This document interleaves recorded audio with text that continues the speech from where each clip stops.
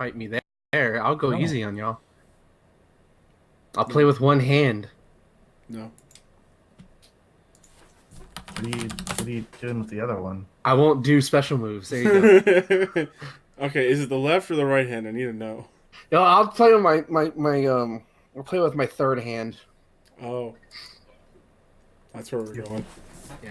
Uh, Although the best part of the Terry stuff was the sheer amount of my Shiranui art that appeared in my timeline. Blessed. I was blessed. It was a blessed Wednesday afternoon.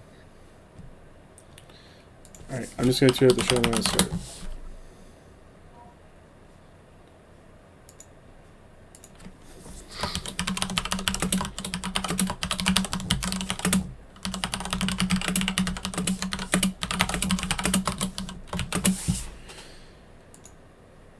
Alright, let's go. Oh, fuck. I need to unplug my TV. Oh no! unplug? Yes, because it causes resolution issues sometimes. Oh, Yeah. weird. It's fucked up. Alright.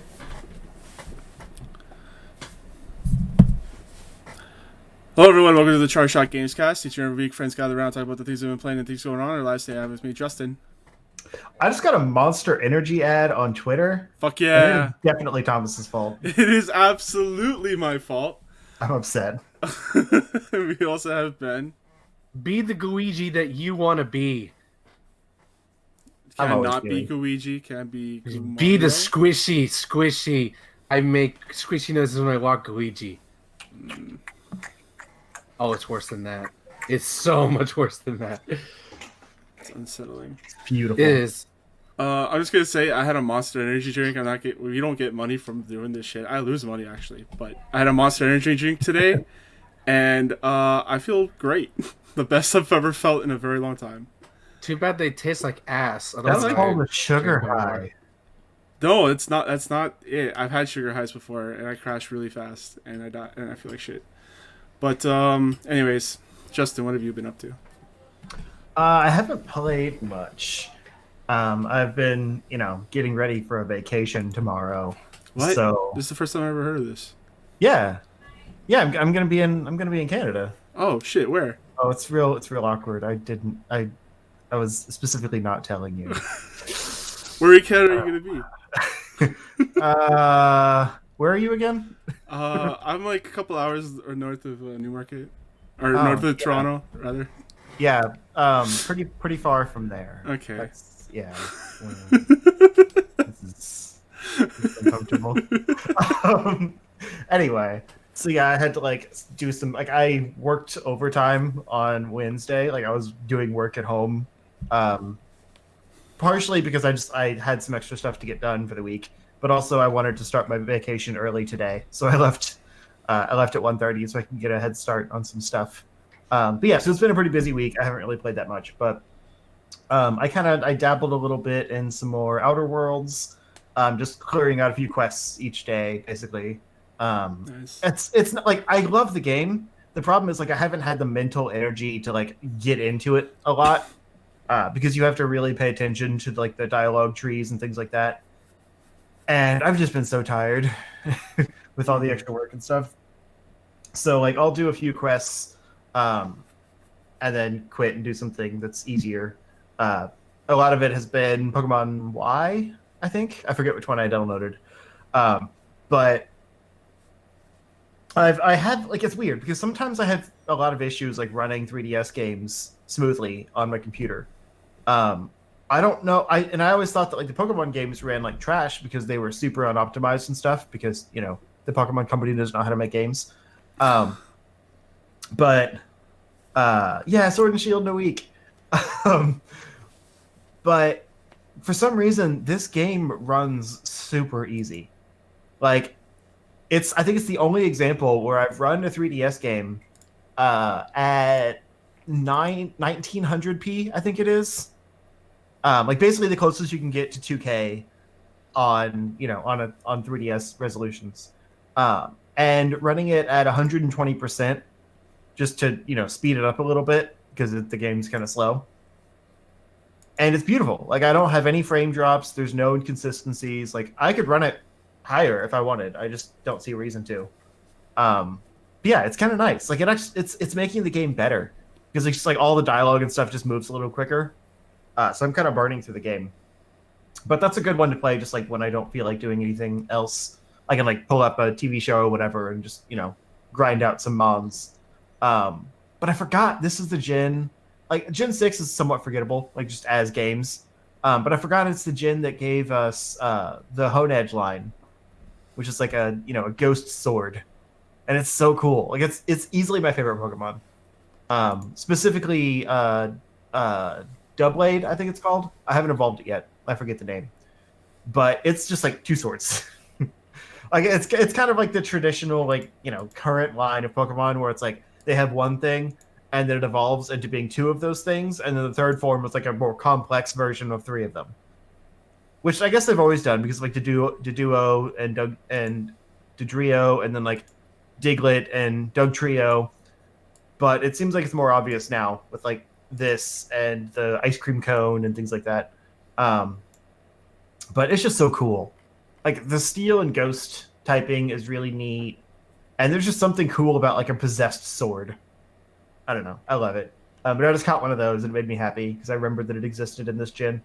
For some reason, I was thinking it was later, but yeah, that's fun.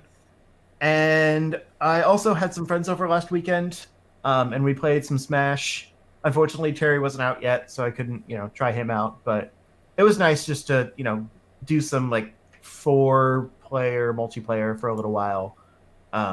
We've played online a little bit, but it's usually like 2 or 3 people. It's nothing beats that like couch co-op 4-player.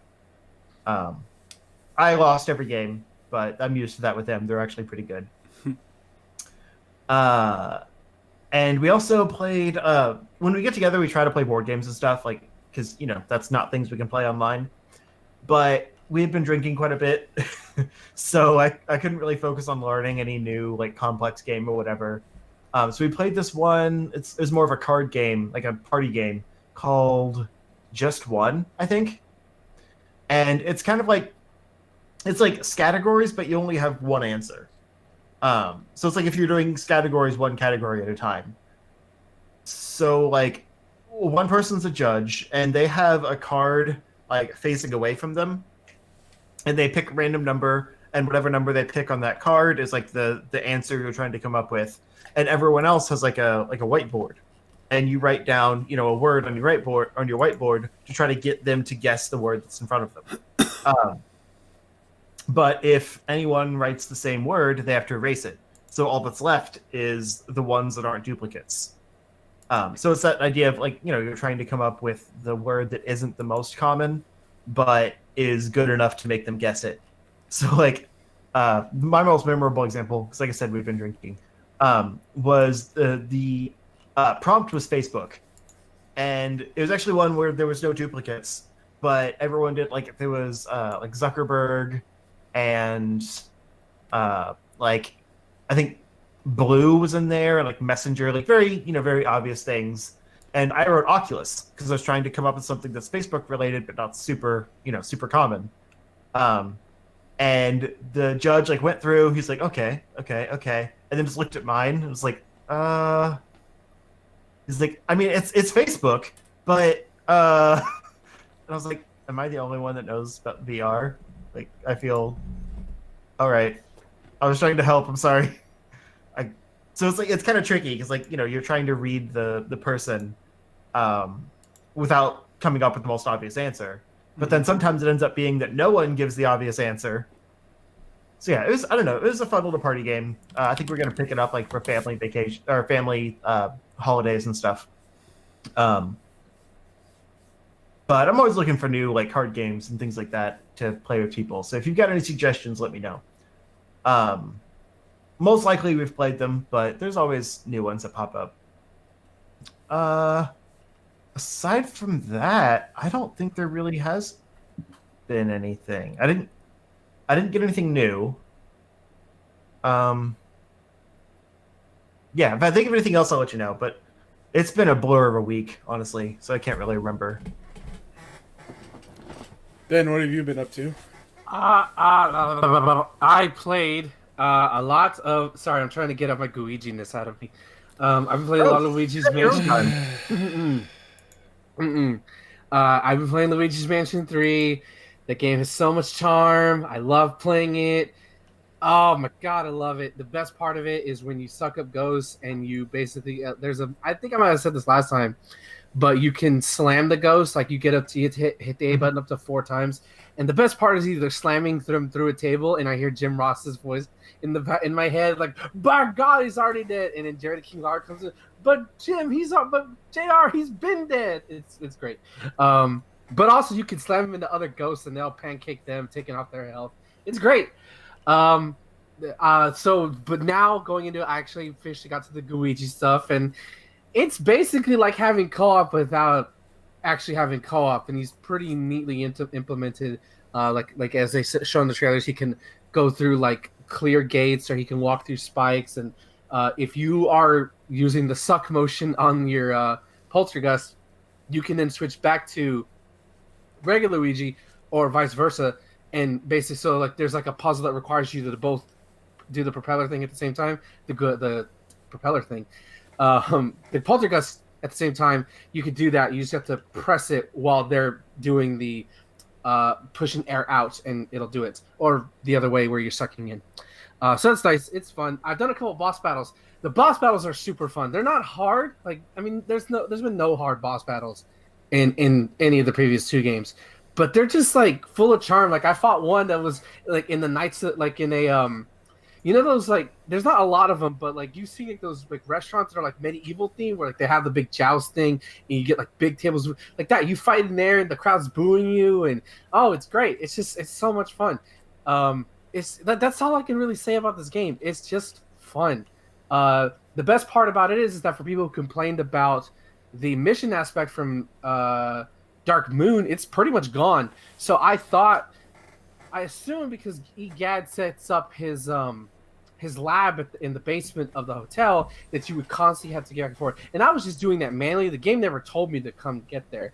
But then, like about a little bit after you get introduced to that, he basically gives you a teleporter and just says you can come back whenever, and like you can use your coins to your money rather, not coins, although you can get coins to to get some things. By the way, there's seemingly no upgrades in this one like the last one had, where you would like as you progress, EGAD will give you like a new thing. You don't get that. You pretty much get so far. You've gotten everything you get within the first hour or so, and you use your money. Which, by the way, this game throws cash at you. Like I don't know if I talked about it last time. This game will throw money at you. It's ridiculous. So I don't know if it's going to be like the first game where the overall end goal is getting the mansion. But I mean, here maybe Luigi buys the hotel at the end of it all, and he becomes the new owner.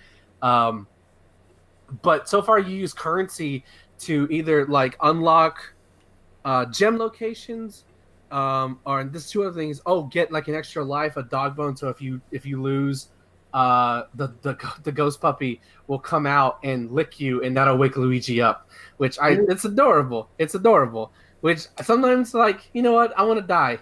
Come get me, ghost dog. He's great.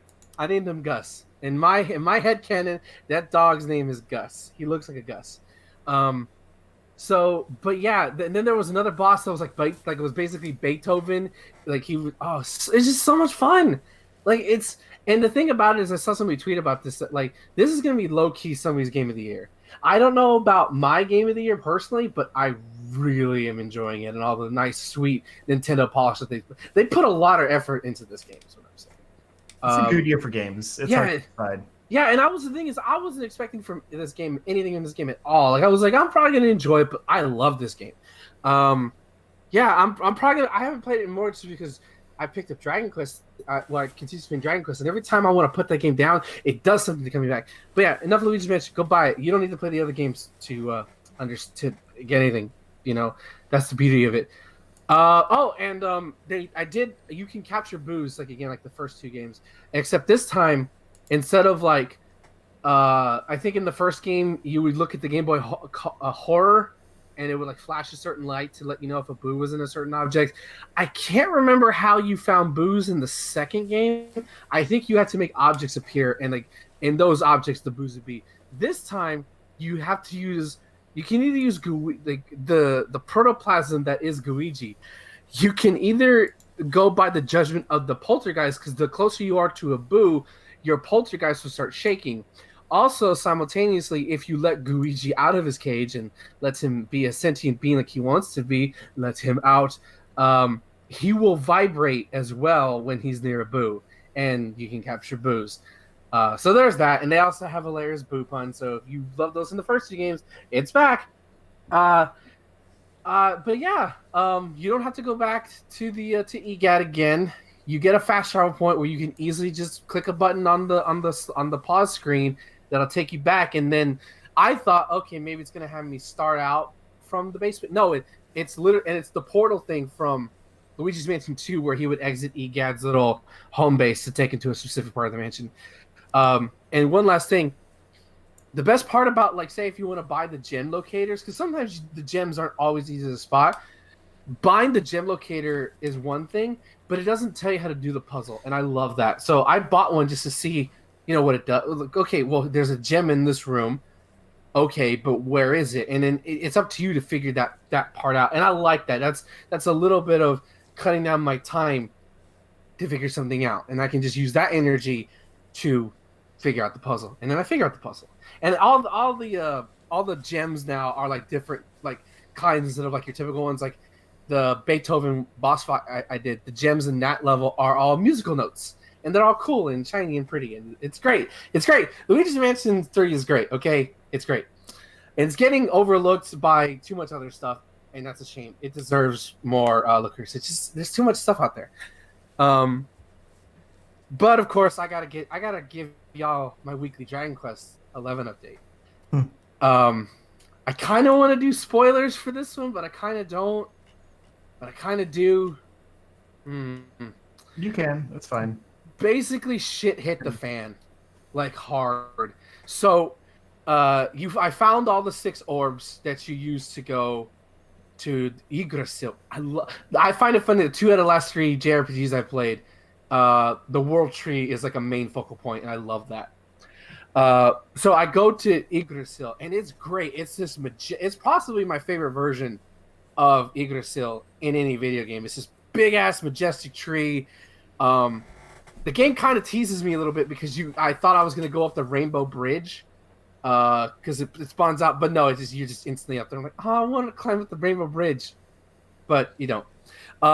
So like you're there, you go to this town that basically considers you Jesus because you're the second coming. You're the hero who will slay the Dark One. You learn a little bit about your past or your past incarnation. And it's like all this cool stuff. It's all happy, good stuff. And you go to the heart of Yggdrasil and you see the Sword of Light. And it's like, oh, yeah. And then everything goes bad. Like, in an instant. One of the lieutenants that have been following you surprisingly showed up out of nowhere and proceeds to kick all your asses. And I immediately thought, oh my god, this is the villain, Mortigan. That's the villain's name. Which, oddly enough, once you learn about who you really are and your connection to Jade, the blonde, purple-haired woman, you only hear him mentioned, but you never see him. He's kind of, and he's not even like an overshadowing boss. He's an afterthought. It's like it's kind of like the game kind of assumes like, oh, okay, you're gonna go kick the bad guy's ass, you're gonna get the magical sword, you're gonna do it. But then this guy comes in, one of the from the first city that you went to. He's been chasing you down ever since. He comes in and all of a sudden he has the fucking power upgrade. You can't touch him, you can't kill him, you can't hurt him anything. Then Sir Hendrik, his partner, comes in and basically says, look, and he comes with the king, and just when things can get worse, the king who had you arrested and wanted you killed in the first part of the game, who thinks you're the Darkspawn, and he's like, see my king, he's evil. We have to kill him. We have to stop him. So Sir Hendrik is kind of on your side. Then Sir Hendrik gets stabbed in the back by the king, and the king, it turns out, was Mortigan this entire time. So that's why he's manipulating events from that point of view to make people believe that you are the Darkspawn, that the reason why evil shit's happening is because you were born, and to get people to turn against you. So not only does Mortigan stomp everybody around because you don't even get to fight him. It's all one fancy cutscene. You don't even get to fight him. He uh he rips the power of the luminary from the Dragon Quest here from the hero, and he breaks the sword, and Yggdrasil falls from the World Tree. Like it's like, I hate to equivalent this because this is kind of like it's kind of bad, but I can't think of another comparison. It was like watching the one of the towers fall from like September 11th. If it like the way they had it wide angled out and how the tree fell and how everything goes to darkness, it felt like that. Like everything just went bad. It's like when So you're saying the explosions came from within. Oh god, I didn't realize. Oh shit. Oh no! You're gonna edit that part out. I will not give credence to that conspiracy theory.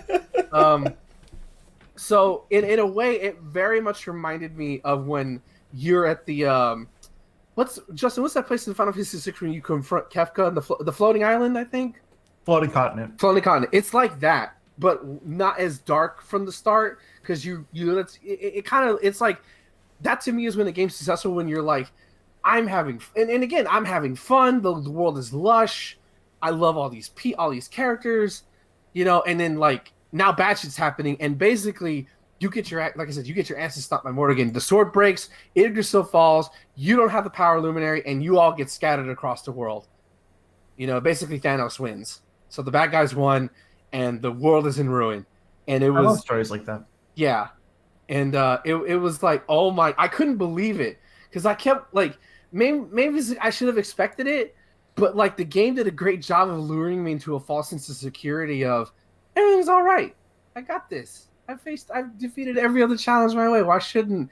Oh, he's here. Oh, he did that. Oh, it's over. But now I'm actually into I think this is new exclusive content for the Switch version because they hyped it up where you actually get to see what the characters were doing after the fall of the World Tree. So far I've only played as Sylvando and Jade, where you basically Sylvando wakes up, I think in the middle of the ocean, I think, or something like that, and he basically goes around to like the southern part of the world. I think Gondolia, and it's like a horse pun for one of the cities. I can't remember it right now. It basically is like, well, if I know my friends aren't dead, they can't be dead, so I'm going to go around and help people and bring smiles to them. He basically becomes like a beacon of hope, and Jade sort of does similar thing. It's nice. Like it's nice. You get to flesh out their characters a little bit. You get to learn a little bit more about them and see how the world is reacting to basically hope dying when you see the World Tree die. Because in this game's version, the way they equivalent is that everybody's soul is in the World Tree. It's like it's a sacred thing. So to see it fall, like it's fucked everybody up. Everybody's sad. Everybody's depressed. Monsters are running around evil. Oddly enough, the monsters aren't harder. Like they have red eyes now, but maybe I'm over leveled. But when I went to a monster fight, like it took less turns because I was in older areas and I kicked their asses no problem. So I was expecting a difficulty spike, but it's fine. That's one of my favorite things about Final Fantasy VI. It's like a lot of the enemies are just ridiculously overpowered now, and there's like the uber enemies, like when you're randomly going through and like Leviathan attacks your boat, that kind of thing. Yeah, no, I mean so far, I mean, again, the team is still separated. Like now, it's basically them sort of getting their bearings and trying to get back to each other because they all think they're all still alive. At least I haven't gone through all of them yet. Like I said, I finished Sylvando's and Jade's. I was about to start Eric's before I had to stop for the day. But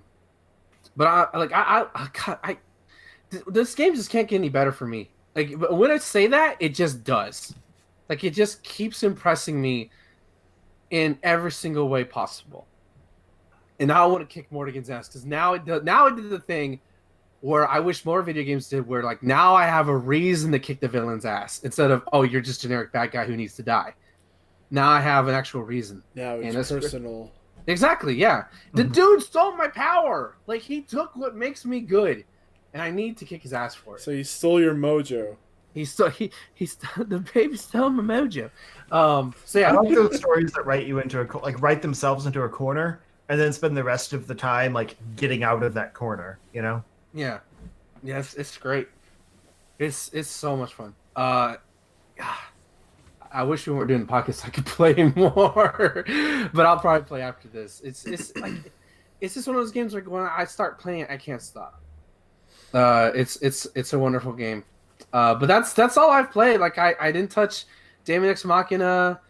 I just Luigi's Mansion 3 and Dragon Quest 11. It just have me by the balls in a very very good way. It They're both beautiful. feels good. Yes, it is. They're both beautiful games. Fall. What? We can move on. Okay, I'll hear what you said in post, I guess. Yeah. All right. Yeah, I've just been playing Destiny. Surprise. Iron Banner's here. I was kicking ass, and then we had to go and record. Unfortunately. I played some. I'm the one that has a trip tomorrow. Y'all can stop complaining. I'm devoted. No, I had to stop playing my video games to do a podcast. Oh. I mean, you can still play the video games on the plane. So It's like an hour and a half flight. But I'm not still. even gonna. I probably actually will play some Dragon Quest 11, but still. Yeah, I played some more Outer Worlds. Still haven't gotten off the first planet yet. Oh, jeez.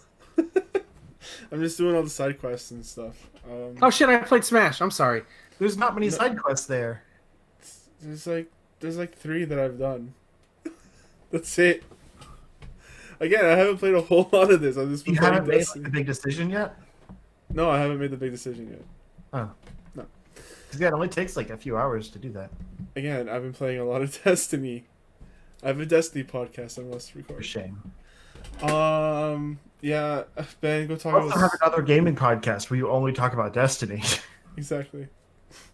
Ben, what have you been up to? Oh, I mean, like I completely forgot about it. Just was Terry. I played Smash for Terry Bogard. Yes, that's what I meant. Yeah, he's great. He's super fun. His stage is possibly the most chaotic 8-player stage ever. And if you don't, man. yeah, it's because it's basically a steel cage. So one of the cool things Cage it does, match? kind of. So it's a flat plane, and you have KOF characters in the background. Which, by the way, Mai Shiranui is not in there because she was Smash's. It's a Code Sakurai. Smash Ultimate is for good boys and good girls. She's too sexy for it. And also Bayonetta. Yeah. Also, yeah. Yeah, how can you have Bayonetta and then not have mine? I chalk it up to as like because they could have easily have done things. I'm like, she's just a background character. Do we want to put development time into that? No, she's just cut. My headcanon is that she's in the Dead or Alive 6 tournament, so she can't come visit Terry. That's my headcanon to it. It did. Yeah, spawn... I think of it as like they have like a horny threshold. And like Bayonetta gets very close to that threshold. Maya's over that because she's literally. I feel like they have a quota they have to reach, and Bayonetta took the entire quota. Yeah. So like you got Bayonetta, you got Zero Suit Samus, you got Donkey Kong. Like you can't put Maya in there too. Yeah. Which, by the way, It passes the horny threshold. the best part of it is seeing so much Mai Shiranui fan art. I don't think I've ever seen this much fan art, and seeing some like going to certain Discords and Reddit threads where young boys and young girls were discovering who Mai Shiranui was, and like, welcome to us in 2000. Good young boys and girls. Yeah. Oh yeah. Oh, Definitely. wow.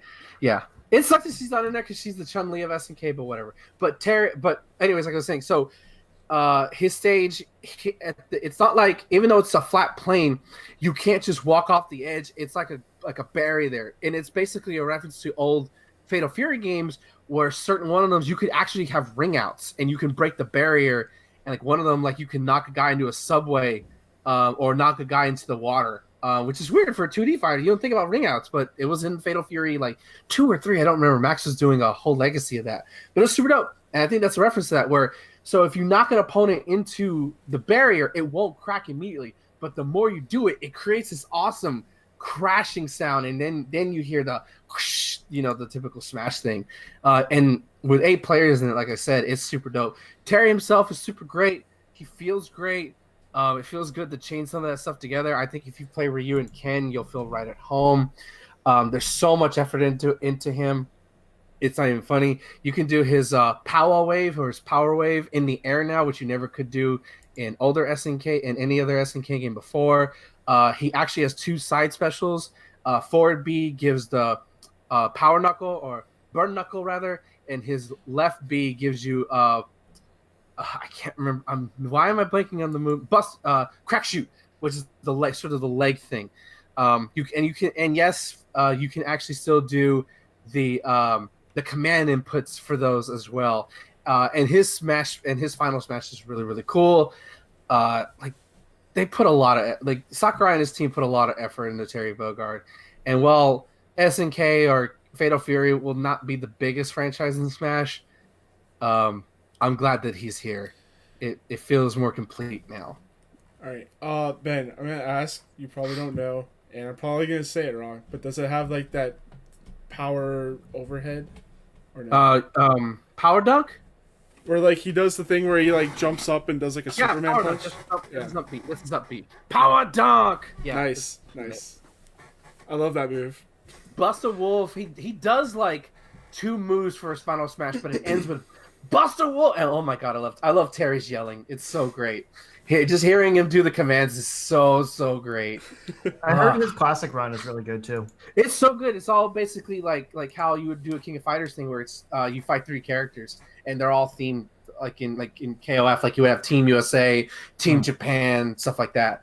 I know a little bit of SNK. Shout outs to Maximilian Dude on Twitch. He doesn't need the shout out. Dude's the most popular fighting game content creator out there. But I don't think you've ever now we talked can about put it. his name in the tags. No. I don't ever talk about the man who got me in the fighting games at all. Or maybe appreciate them on a different level. But yeah, Terry. Oh, by the way, 50 songs. That's a lot of songs.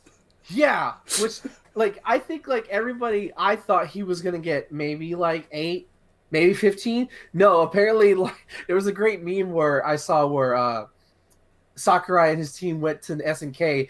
Here's 50 we would like in the game. You can narrow it down if you want. And it's just a picture of Terry looking a little derpy and SNK just saying yes, just to all of it. And it's a lot of KOF. There's some Metal Slug in there. There's some Samurai Showdown in there. It's like I feel, and then it made me feel bad because Cloud has 2. It made me feel bad in that aspect. But Didn't they have one or two more for Hero? I don't remember that. Hero got 11 or got a couple. I don't remember if they added any more. Hero and Joker had about the same amount. Banjo had a good amount, but none of them. Some of the regular Smash characters don't even have 50 tracks. Yeah, that's crazy. But they're all so good. You said that was a meme, but I actually read that he went to SNK with 50 songs that were his ideal, assuming they'd narrow it down to 10, and they just gave him all 50. Yeah, well, it was just like a derpy, SNK just saying yes, just no, but that's actually what happened. Yeah, it's great. It's great. So I mean, what I love that SNK is more relevant now than they've ever been, probably even back in the '90s in their heyday, and it's so cool. Sakurai pulled out a Neo Geo, which probably hardly anybody knows what the fuck that thing is, and he pulled out a Neo Geo portable. Oh, it was so great. You could tell Sakurai was just nerding about Neo Geo and SNK. Oh, it's awesome. It made me want to play SNK. But yeah, Terry Bogart's great. I'll probably telling everyone to play Banjo-Kazooie on an Xbox and shilling the Neo Geo. Sakurai is a homie, you know? Yeah. Yeah, he's a cool dude. He probably went to the arcades a lot and played a lot of King of Fighters and Fatal Fury. Anybody who didn't watch the direct because it was too early, because I was 45 minutes. What is Sakurai? Because I thought they were gonna tease the character. No, dude literally schools you in Fatal Fury, SNK stuff, and Terry's moveset and references. It was great. It was awesome. Yeah. I just got into work and you're like, oh yeah, there's this. You started talking about Terry. I was like, what? Yeah, the day hasn't started yet. Well, because no news had come out about it or anything, and you were already shilling him, and I was like, so I tried to look it up, and I still couldn't find it. So I was like, I'll just find it later, and then I got busy and never got back to it. Yeah. So speaking of Super Smash Brothers, we have their Smash-alike Brawlhalla, and WWE are doing a crossover. This is so weird. This is weird. I guess they need more characters, so they're just going out and trying to Do get a bunch of license. I don't know who they have in there anymore. They only have like 5 characters with different skins for, you know what I mean? Like yeah, there's like I know. Yeah. 5 different types of characters. And they just put whoever. I think that's why they can have so many. Yeah, It's like they all play the same. pretty much. Yeah, and their skins are stupid, ridiculously expensive. So let's see Yeah. here. If you want to get involved, the following WWE Superstar Epic crossover will be available for 300 Mammoth coins each. Which, by the way, I hate that they made it like a free to play thing. Yeah. So they have Macho Man Randy Savage, The Undertaker, Asuka, and Roman Reigns. No John Cena, surprisingly. No John Cena, no Seth Rollins, no Becky You know what? Lynch. He's there. We just Some can't of them see are him. already in there.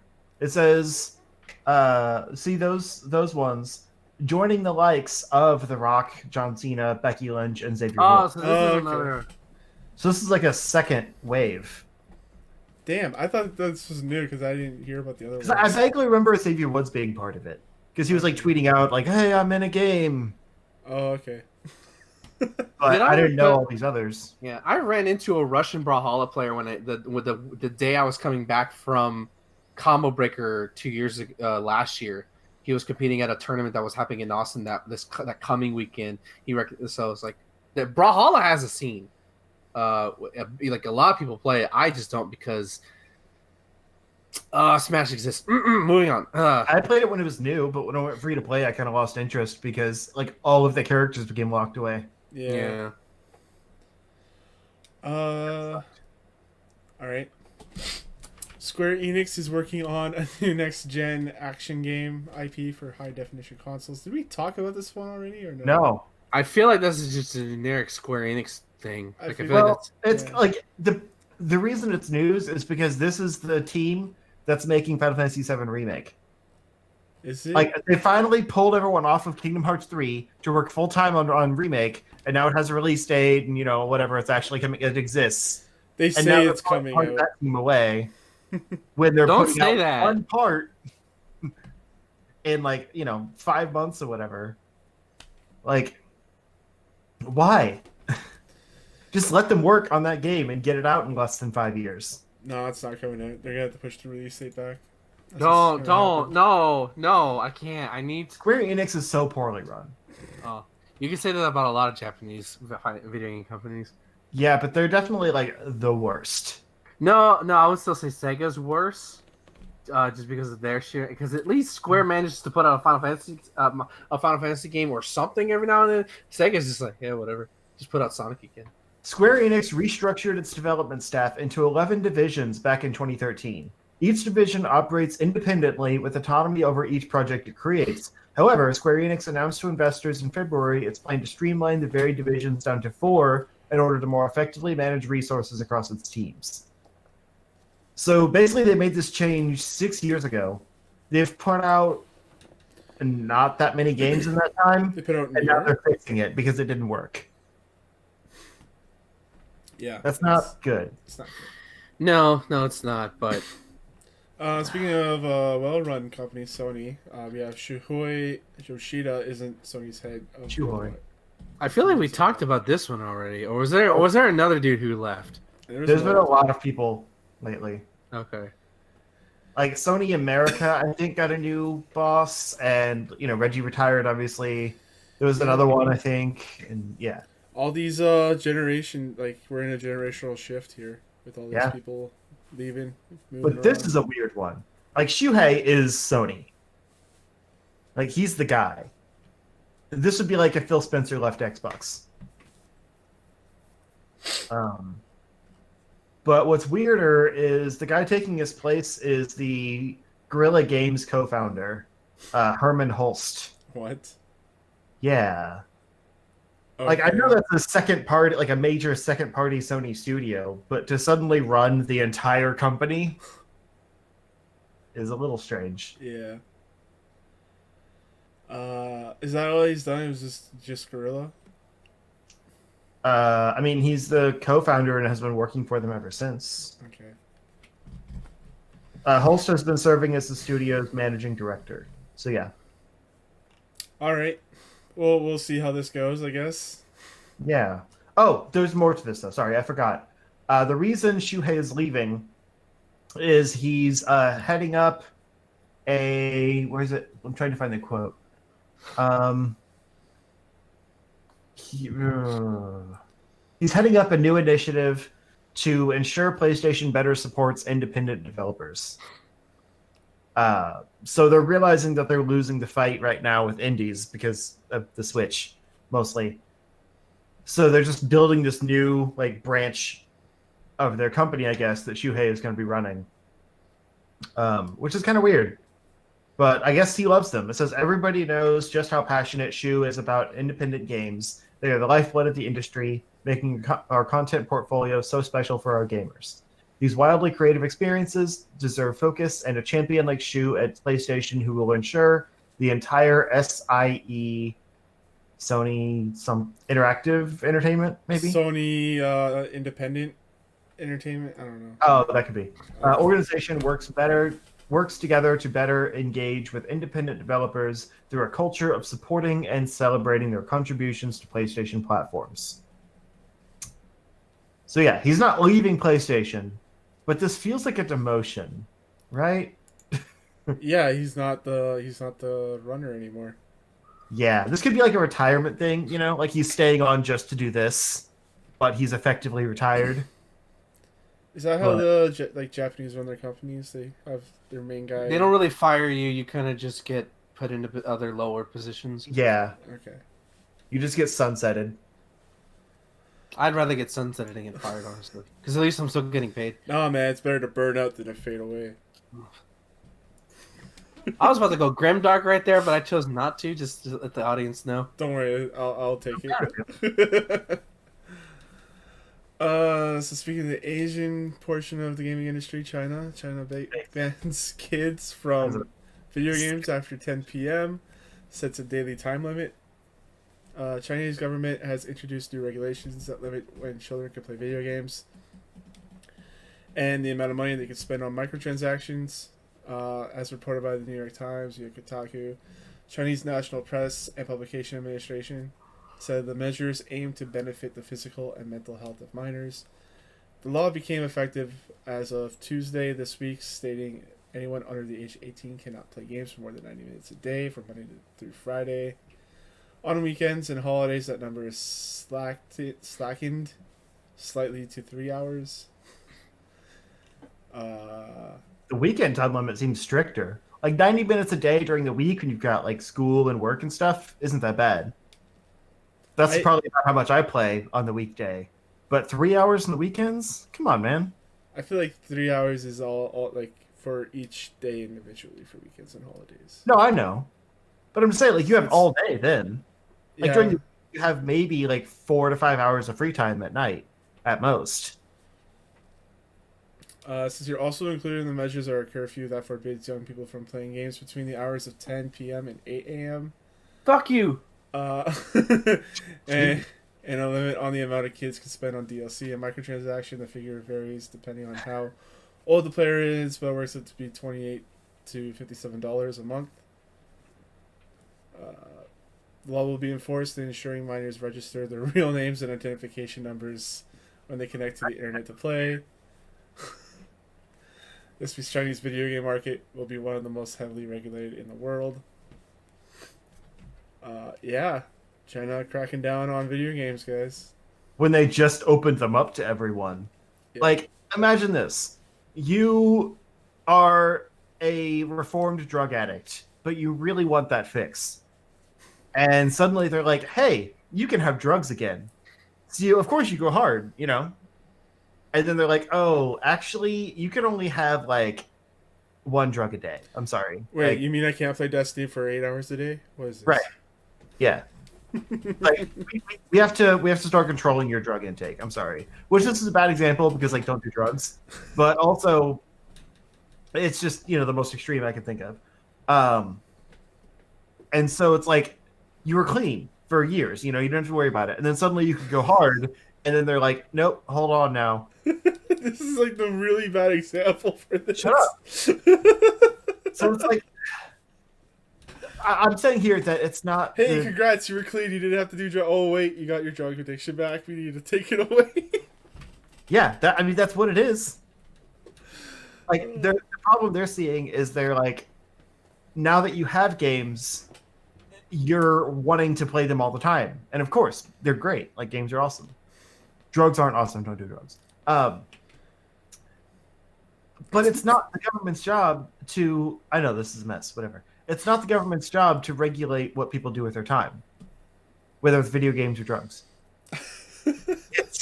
Stop saying drugs. Don't do drugs. Drugs. The drugs, some are good, some are bad. Drugs. Ask your mom and dad. It's an old 80s PSA, I think. Oh my god. That's familiar. Anyway, this is stupid. Like, I'm fully aware that like we need regulation on things, blah blah blah. Like that's fine, but let kids have fun. There's an extent to the regulations. Right. Like this is something parents should do. The Chinese government in general has way too much control over everything. Oh, it's like it's like a totalitarian or something.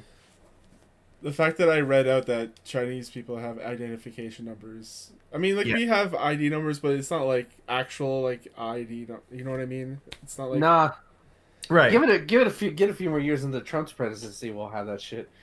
Imagine if like Boobmaster69 had to like make his actual like Call of Duty name like John Smith instead. Like he would. I mean, sure, he wouldn't trash talk your mom so much, but he would. Yeah, he probably would.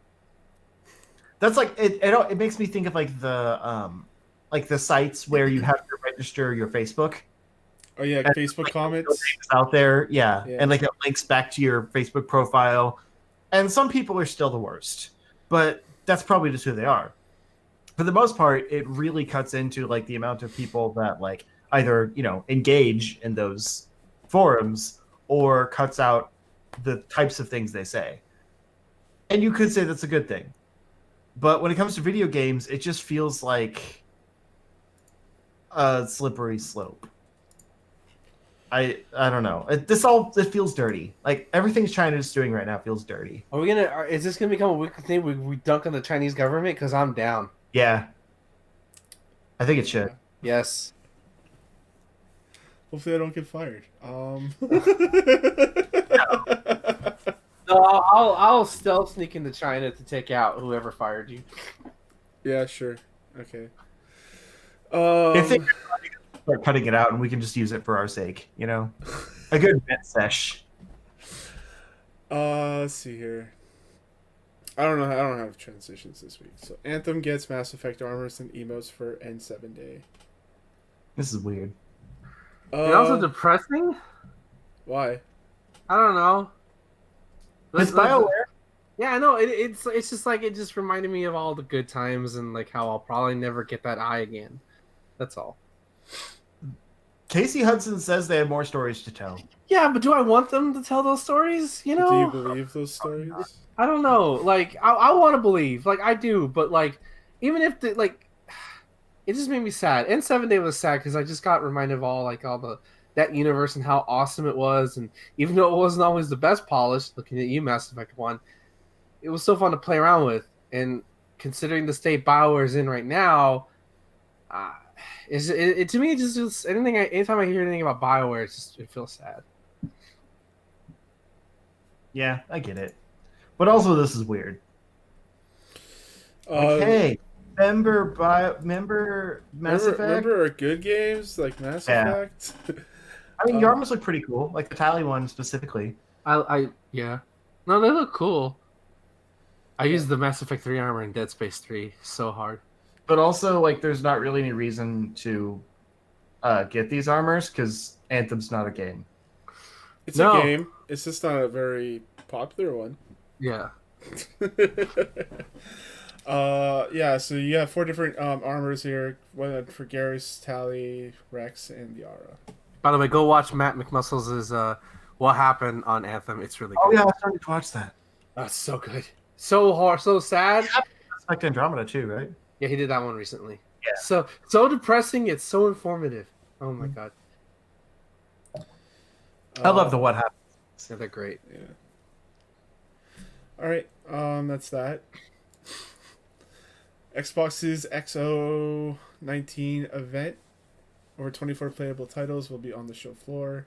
Cool. Here's This is more just an awareness thing because there'll be more information after it happens on the 14th. Yeah, next week. This is here. Xbox Game Studios will have 8 games on the show floor, including Rare's Battletoads reboot, Minecraft Dungeons, and Bleeding Edge from Ninja Theory, which, by the way, they bought Ninja Theory. Just reminding you. I totally forgot about that. Microsoft is also bringing its most popular franchises to the show with Gears 5 and Halo Master Chief Collection. Probably the PC version because that's coming. Is that not out yet? No. It's still in testing. Okay. So the full list is Age of Empires 2, Battletoads, Bleeding Edge, Cyber Shadow. That sounds cool. Doom Eternal, Dragon Ball Z Kakarot, Forager, Forza 4, Lego Speed Champions. They always have like some weird Lego thing. Mm-hmm. Halo Master Chief, Gears 5, Haven, Levelhead, Flight Simulator, Minecraft Dungeons, Fogs, Project Resistance, Roller Champions, She Dreams Elsewhere, Skatebird, Jedi Fallen Order, and Street Race 4, and Good Life, and Tunic, and Wasteland 3. Tunic's cool too. It's like a cute little like Fox Zelda clone. Yeah. Like you play Fox with like a little tunic and like a sword, Is and Tunic you're going out? around. No, I don't think so. But they changed the name of it, so it's confused. I forget that's that game. But they were showing it off a while, like a few years ago, when it was still in concept. But now it's called Tunic. I forget what it was called originally. But it's so cool. I want it. Okay. Um, Yeah, it's still TBD. Okay. But there was they'll probably give like a release date and stuff here. But aside from that, just being a good list of games, I saw some rumors going around about Ukulele, the Platonic, being bought by Microsoft possibly, and they didn't specifically say no to that. They put out a statement saying that they're not working on a Banjo-Kazooie game because that was another rumor. But they're definitely working with Microsoft on something. Yeah, I hope it's just a partnership and not an outright bought out because we saw what happened the last time. Agreed. But I mean, they just bought Psychonauts. That Double Fine? Yeah, they just bought Double Fine, and remember they buried Psychonauts 1, but now they bought. What is it again? Double Fine. Thank you. Double Fine right before Psychonauts 2. And that guy, Tim Schafer, yes. Yeah, has been very adamant about like, I know what happened last time. It's not going to happen again. It's okay. So, I mean, they've learned their lessons in a lot of ways. But what if it happens again? Yeah. It might happen again. But I assume they've learned their lessons. All right. I trust Microsoft a lot more than I used to, honestly. Yeah, they seem Because in a better Sony's place going now. downhill in a lot of ways. And Microsoft's building themselves back up. So I don't know. Yeah. Where am I now? Also, Skateboard. I have no idea what a skateboard is. It's exactly what it sounds like. Is it a burn on a skateboard? Yeah. All right, sounds good. Honk honk. I think there was in a direct recently. Wrong bird, Ben. Oh. So since here's just to add. Untitled game. Okay, so there's this random tweet thread by this guy named Daniel Ahmed, senior analyst at Nico Partners. It says here, Take-Two further clarified that the Switch version of the Outer Worlds will release in, is that fiscal year 2020? Yes. Okay. Which You work for a company that has fiscal years. Come on. I never see FW written out. It could mean future yours. It could mean for you. I could be fall year 2020. Yeah, it could mean that. Fiscal years end at the end of March. So that means that Outer Worlds is going to be out before March 31st. Oh my god, I didn't sign up for a hit an economics lesson. This story was for you, Ben. I know, but I gotta dunk on you sometimes. No, you don't. Yes, I do. You literally don't have to. Mm-hmm. Teabag all over that. Gross. But aside from this, they also said in that call that The Outer Worlds has been a critical and commercial success, with sales exceeding expectations. Yay! So yeah, an awesome new IP has done very well, and it sounds like they're really trying to get the Switch version out there to get even more audience. Outer Worlds guy for Smash. It's a custom How- player character. How about Stretcher Guy for Smash? Wow, What? this is actually a new Nintendo IP, so it's possible. How about the actual Outer World for Smash? There you go. Boom. Mind blown. I would be okay with Parvati for Smash. Parvati's great. Don't know who that is. She's your don't- first companion. Yeah, I don't Oh. really care. I don't She's she's care voiced by. about- Oh. Yeah, she's great. Okay. I look forward to playing this game in March. Because I can't play Final Fantasy 7. Okay. Am I Oh, supposed? Am I supposed to dislike the vicar? Yes, he's Why the is worst. Why is he my companion then? Because you have like 6 of them, and you can only take 2, so you can box them if you want. Okay. The fuck over there, slave. Yeah, He's just I'll sitting on finish my this ship. I don't want the to only talk reason. to him. I know. He sucks. He I mean, sucks. you don't have to take him. He's the worst. You can Uh, leave him behind, or you can tell him to leave at any No, I time. have to collect him and put him on a shelf. Watch. Gotta I'm catch 'em gonna all. end up loving. I'm gonna end up loving this guy, aren't I? Just to be No. sure. I don't No, think he he sucks. He's the worst. Yeah, Okay. he's All right. kind of a dick. I'm really looking forward to playing this game whenever it releases. I'll patiently great. wait. A lot of Dragons are great. Sorry, do your stretcher story. No, okay, fine. Circling back around to my awesome segue from before. Stretcher Guy for Smash. Stretcher's new Nintendo IP has been revealed. In this, you play as basically ambulance drivers, ambulance guys. A pair of ambulance drivers. Yes, and I guess you just run around and save people, put them on stretchers. Yeah, it's like a EMT version of Crazy Taxi.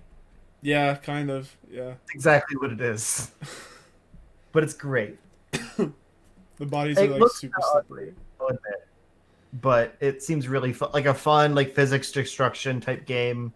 But when you're not in your emergency vehicle, you actually have to control both players at the same time. For real. Yeah. So it's got that kind of like human fall flat quality to it, where you're just like Yeah. flopping around. But you can either do 2 players, like one controlling each character, or you can use both Joy-Con to control both players at the same time. But you have to control both of them, because like the whole deal with the stretchers is when you get out of your vehicle, you both have to pick up each side of the stretcher, carry it over to like the harmed person or whatever, get them on the stretcher, and then carry them into the ambulance. And sometimes it's like going through different puzzle areas, like avoiding obstacles, all kinds of stuff. This is so dumb. There's also like different like kind of co-op puzzle elements you have to do, like platforming and cutting down a tree for some reason. Yep. All kinds of weird stuff. Apparently, you can fly. Yeah, there's weird stuff in here, but it's such a cool co-op concept, and I love like the Joy-Con is a pretty simple gimmick, but I love what they're doing with it. Yeah, Because sure. it's not just about like, hey, 2 people can play this at any time. It's also like you can try to play this by yourself, and that's really cool. Yep. Better version Absolutely. of a Wiimote. Yeah. So I don't know. I'm curious. Like I like these goofy little like pick up and play 2-player games. Yeah, Plus, it, Nintendo IP. yeah, it looks great. If I had friends, I'd definitely get this game and play it with them. Like I said, you can play it by yourself. Just But it's hold not as- both Joy-Con. But I'd just be making myself mad. I want to make someone else mad. So you just want to troll. Yeah, Totally this is the entire reason for this. Maybe you'd have friends if you didn't do that. Thomas would be the guy who would fuck us all in Mario Party if we all played together at some Oh, point. for sure. Oh He yeah, I would fuck- hate every like second I'm about of to it. get the star. I'm about to get the star. He fucking pulls out a boot. It'll take the star right after, or put him right in front of the star. I'd go after the person in last place in Mario Party if I wasn't in last place. That's You the wanna type of test your- player I am. You want to test your friendship? You play fucking 20 turns of Mario Party. 50 You'll find out who. turns. Oh no, no! You'll murder each other by turn 30. Are you kidding me? I'm still friends with a lot of people that I used to play Mario Party with. Maybe y'all need to not be dicks. I'm not a dick. Mike? This is how Canadians are nice. We get our dickish out in the video game In video world. games, Yeah. Dicks out in video games? Yep. hone that aggression, unleash it in Mario Party. That's trending now. All right. Let's answer some questions that we got through Twitter. Yeah. Mike the TV. Oh, you beat me to it. You do it. Mike the TV. And so he asked us gaming genre that needs more love, and I will say, the shooter looter. Of course you were gonna. No, I'm kidding. I feel like it's pretty popular right now. Yeah. I don't know. Anthem isn't doing so hot right now. Oh. There's And like Division one. 2. Yeah, I mean Destiny's kind of like the and Borderlands 3. I forgot that games exist. Borderlands 3 kind of came and went already. Yeah, I mean, I it don't did remember really the hype. well, but you know, Yeah. it's kind of like just No one's playing it. yeah. yeah. What do you I guys saw think? that it's already available in the Black Friday deals for like $30. That's It's Black I was- Friday. Kind of tempted. I would have said like third-person platformers, but Mm. those are coming back, kind of. those came back for a hot second there. They just take a long time to make. Yeah. Yeah, I was kind of thinking collectathon games, but you're right. They're kind of back. They're not Fighting. as good as they used to be, but they're back. Fighting games. Fighting games. They're not popular in the grand scheme of things. They're There's a really- large resurgence in fighting games right Sure, but they're not popular. They don't get a lot of love from the mainstream people because, I don't want to do inputs. You Mortal fucking- Kombat 11 was huge. now. This There's year. literally a giant competitive Okay. event every year. That's Evo was doing that even before. Like that's self-funded. That doesn't Yeah, count. but it's huge. It's ginormous. That's because it's been built up over years. But like those So? same amount of people. Look, okay, fine. Not fighting games, even though they're not as popular as they should be. There's Um, a they're lot very of fighting popular. games, and they're There's very a lot. popular. No, You're trust talking me. like waifu fighters. Yeah. No, there's a lot. Trust me, it's hard to balance them all. I would say old school turn-based JRPGs. Yes. That is because like Yeah, Dragon we- Quest is doing it, but a lot of new RPGs don't do it because everybody gets the, it's boring. Oh, Yeah. you're doing menus. Fuck, I gotta read. Dragon Yeah, Quest and Persona have done a lot to bring it back, but they're kind of the exceptions to the rule right now. Yeah. Like if they do a turn-based one, they have to do it like Octopath or Brave Default, where they have to do the Oh, time Mhm. 3 times 4 shit, which is fine.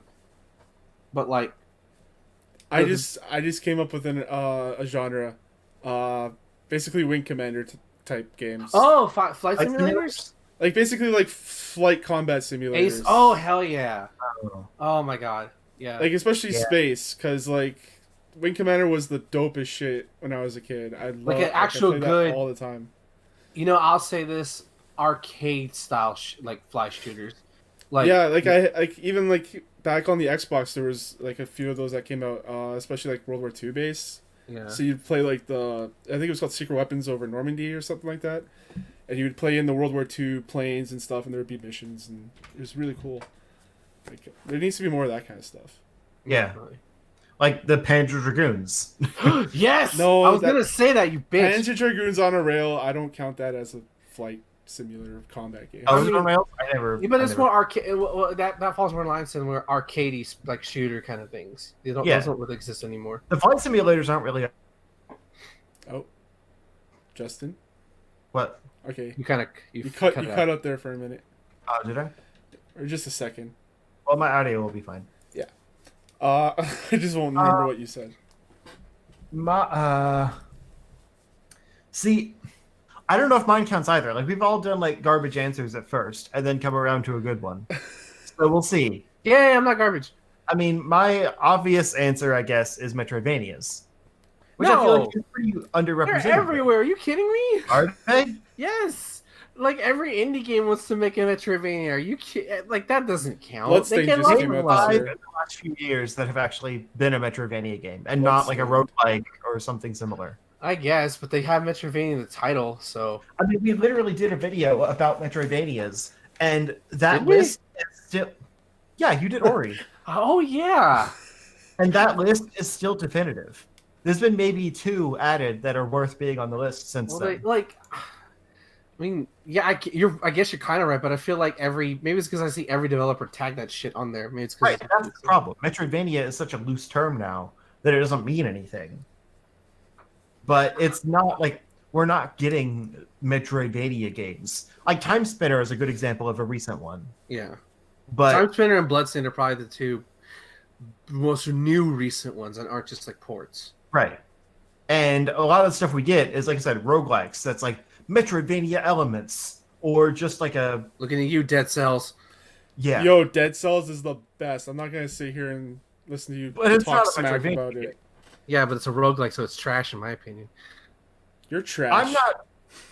That's true. I'm not like, arguing the definition of roguelikes.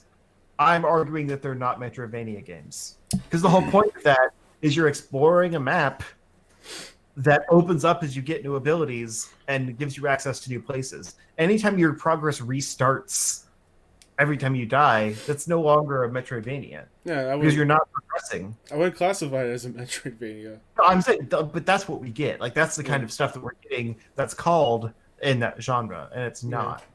Monster Boy and the Cursed Kingdom last year was another one, so that's a more recent one. Is it? Yeah, it's Metroidvania. Oh, total, dude, it's totally a Metroidvania. You would actually, I think you would like it. That's a remake, though, isn't it? Yeah, It's still a new game. he said with the no remakes. Yeah. So it's pretty much a new game. Okay. Fair. Because the first one wasn't a Metroidvania. I think it was just like shoot. Yeah, that's why I didn't know the new one was. It's Yeah. so good. God, I want to Action play that game platformer. again. Oh, Yeah. So good. Okay, I think we came up with some good answers. Yeah. Justin. Oh, Ben. actual first person like exploration games, and not just like first person shooters. You mean Like like Dungeon walking Crawler? simulators? Not like maybe it's because I'm hungry for Metroid Prime, but something like that. You know, where it's like Oh, really yeah. like an actual adventure game. Like Alien Isolation? Yeah, No. but not as terrifying and not Without limited. the horror elements. Without the horror, like I don't mind horror elements because we know Justin's scared of thermal images in Metroid Prime. So, Do you like that I put that in the video? yeah, I love this. So great. Yeah, it's great.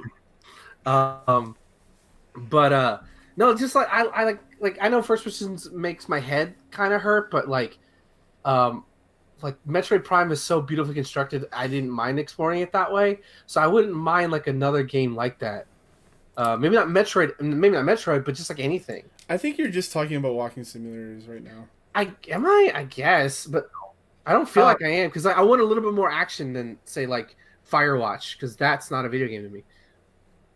I actually thought of another example, like arcadey skating games, Yes. like the classic Tony Hawk, where it's just like a series of levels That was, and like you have objectives to do in each level. yeah. I mean, there was Ollie, that indie Ollie game, but yeah. Was that like a 3D thing though? No, it was side scrolling. Yeah, that doesn't count.